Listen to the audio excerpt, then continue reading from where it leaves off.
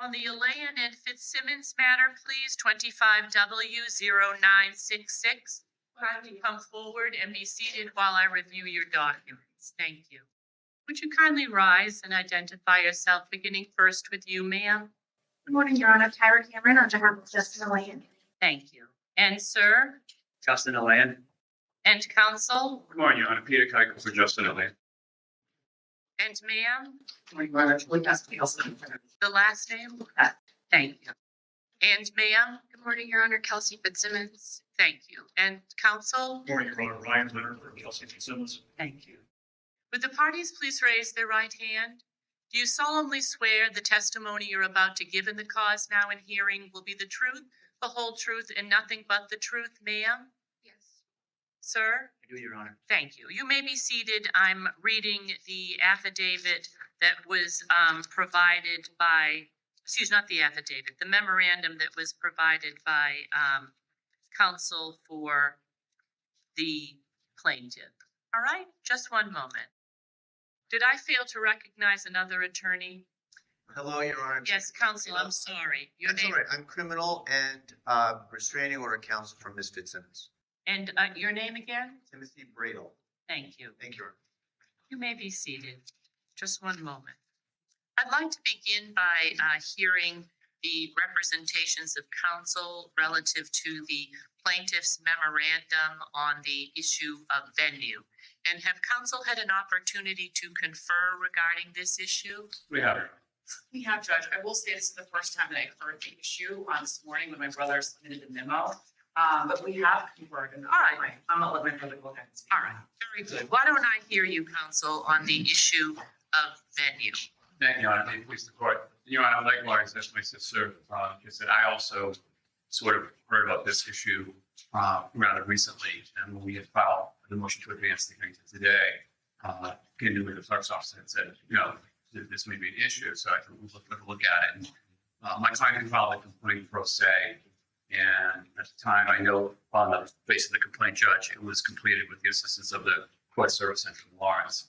And, additional jurisdiction had been raised. At the time, there had been a series of events that happened very quickly. And at the time this all happened, we did live in North Andover, the child lived in North Andover.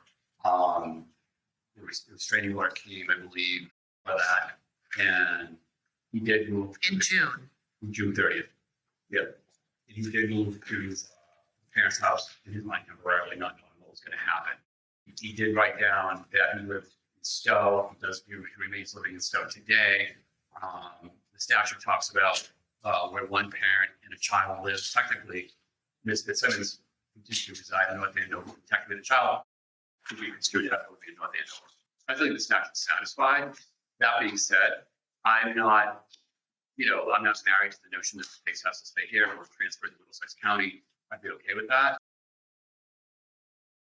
I think it's a close call. I think it's a court made the determination. And I gave it to them this morning. I think the court made the finding that at the time the case was filed, the child technically lived in North Andover and not Stowe.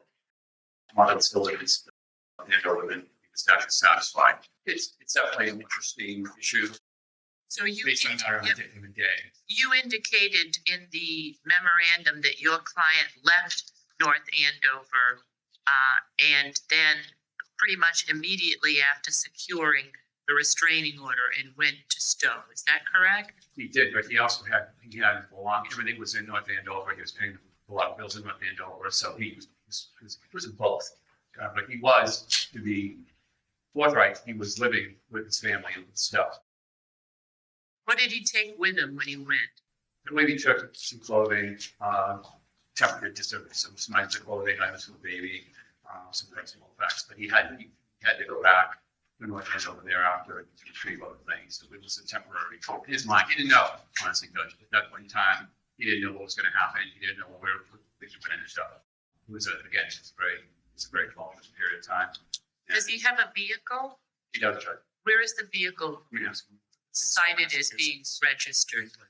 It's registered in Stowe, Massachusetts now. And when did you register it? I believe within the past two months. And your bills, where do they go to? Is this currently or is this at the time? At the present time? Present time, goes to Stowe, Massachusetts. So credit card statements and all those types of things go to what location? Correct. I have transferred everything over to Stowe. All right, so all of your, mail comes to Stowe, is that correct? Yes, my mailing and billing address is now Stowe.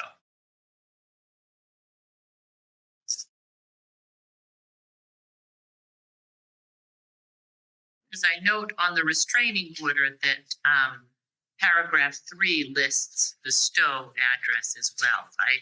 That is correct. It was within a day or so. I had moved back home temporarily, not knowing what was going to happen with my son while that tumultuous period was occurring. All right. And so did you change your voter registration status? I did, yes. And when did you do that? I believe that was changed over when I did my license. That Okay. was within several weeks of leaving North Andover. And that was my next question. So your driver's license indicates Stowe, right? Correct, Your Honor.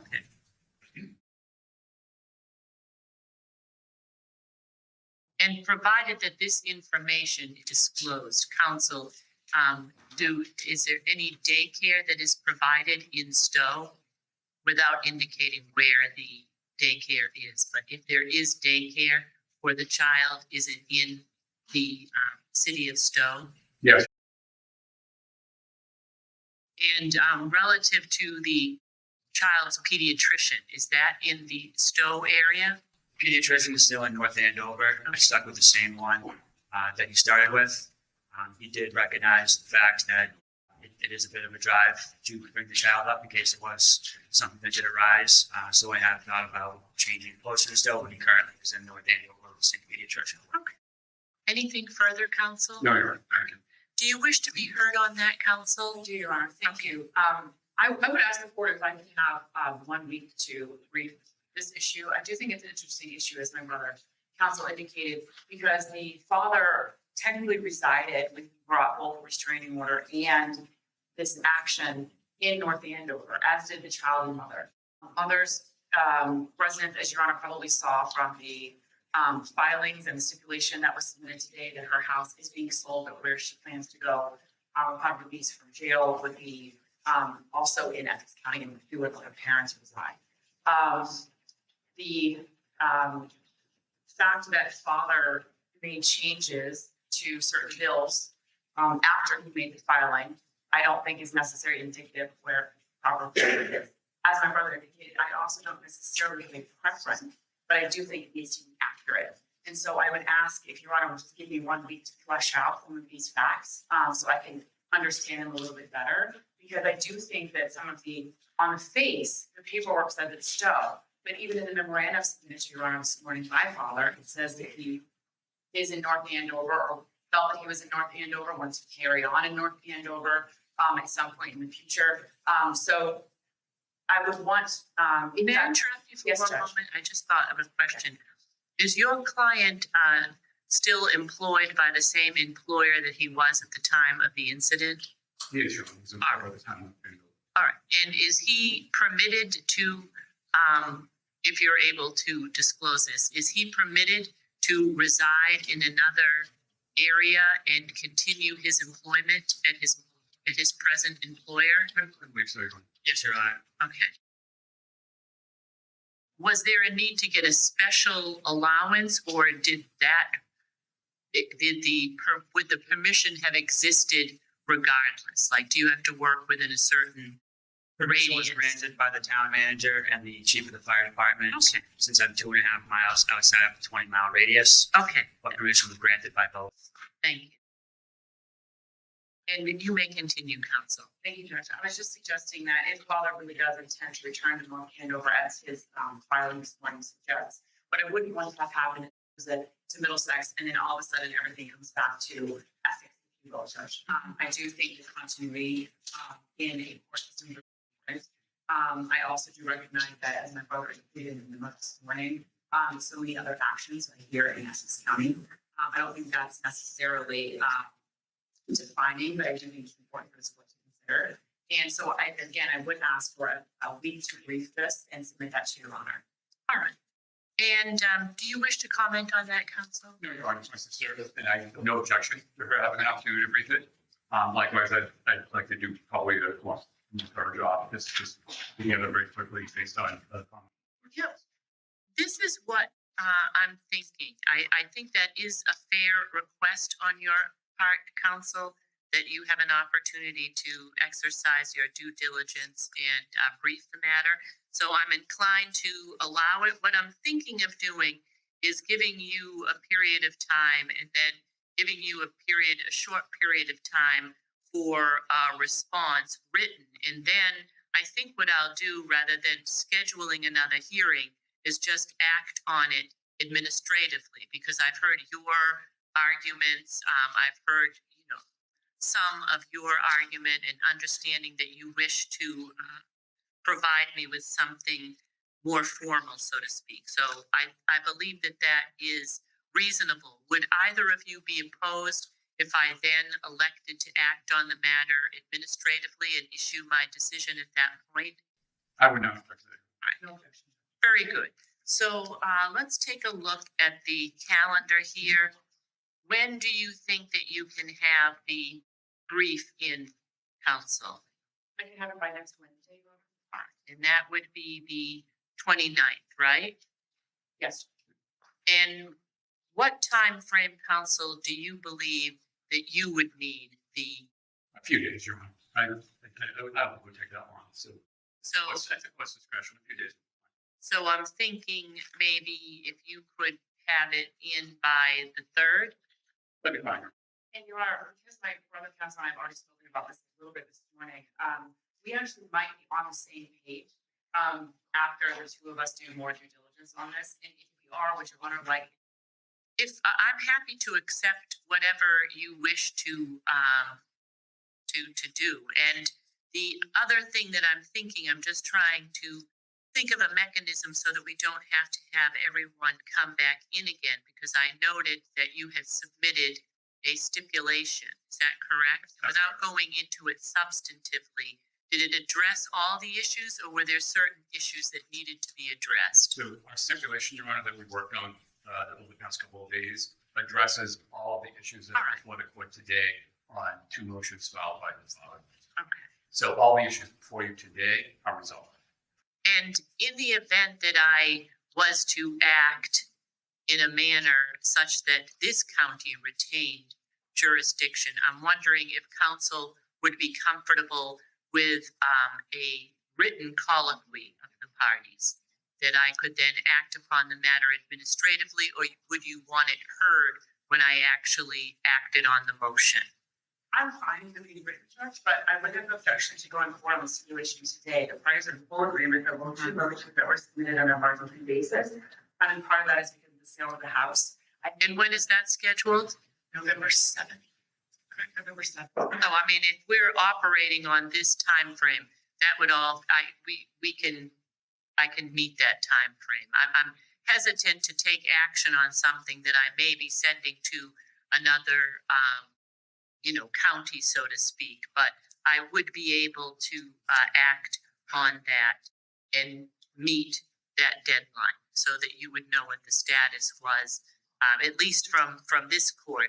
If it is, in the event that it is transferred to another county, I'm assuming that the purchase and sale agreement probably has an extension clause worked into it, right? So it would be, most purchase and sale agreements have that. So Judge, Yeah, right, No extension. There is no extension clause. Judge, if I may. really? Was it stricken? Generally, there's a standard. Yeah, I mean, I could be wrong, but my recollection of purchase and sale agreements is there's usually an ability of the parties to continue it out for a period of time. Your Honor, if I may, I think my sister's sort of hinted at this. Today, we do have an agreement on some temporary orders, that's all they are. And Right, but if I do that, then what I'm doing is I'm starting to make substantive decisions. And then if it's transferred somewhere else, I'd prefer not to do that. That's how I'd prefer to handle it. Counsel, did you secure any further information? On that real estate, I'm hearing that It's not a traditional, kind of boilerplate clause that allows the parties to extend. The purchaser has a full advantage on that, and it does create some jeopardy for the seller. Well, we can try and shorten the time frame. I want to do my best to try and accommodate the circumstances of the parties, but I'm not inclined to start making decisions. So should we try and shorten the time frame? Sure, Judge. We can say the 28th for mine to be due. It's just, I would, and I know that my brother Counsel and I can work collaboratively, but I would need some information from his side in order for me to be able to brief that properly, because it's all about where his client resided. Is that something you think you can do today while you're both here? Sure. Sure, Judge. All right, so we'll back it up, and then you can, if you have yours on the 28th, then you can have yours on the, do you want to say the 30th? That's fine. I'm not sitting on the 31st, but I can have it out to you so that at least it would be the beginning of the week. To be clear, my client wouldn't, however the court decides this, whether the case is in Essex County, but Essex County, we would not be objecting to either other way. We would abide by whatever the court decided as a jurisdiction. I don't think it's an issue that, I think it's an issue that definitely can be resolved. Have the two of you discussed it at all? Yeah. Okay. And you provided me with what your thoughts are relative to venue, apart from any research that you want to do. Correct.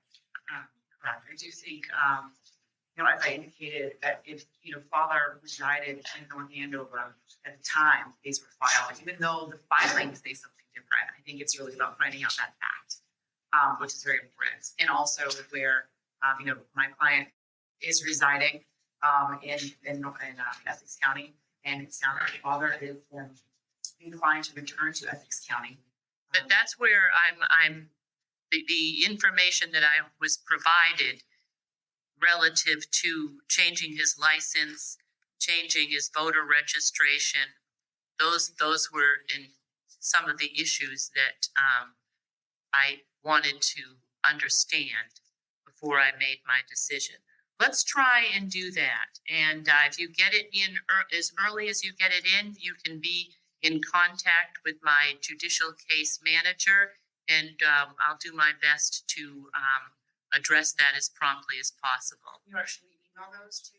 It would be helpful always to, send them to the registry, but given the urgency of the matter, I'm happy to have them sent to my assistant judicial case manager so that I can have them immediately, because it does take a little bit of time for the paperwork to go from point A to point B.